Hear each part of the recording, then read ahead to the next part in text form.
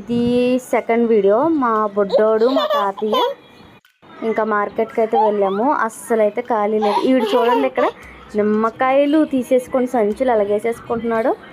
ఇంకా కొత్తిమీర అయితే తీసేసుకొని ఇంకా సెంటర్కి అయితే వెళ్ళాము. మీరు ఎవరైనా ఇది ఫుల్ వీడియో పెడతారని చూడండి. ఫుల్ వీడియో అయితే నేను క్లియర్గా తీసాను. అస్సలు ఖాళీ లేదు మార్కెట్ అయితే. ఎంత కలకలాడిపోతుంది కదా.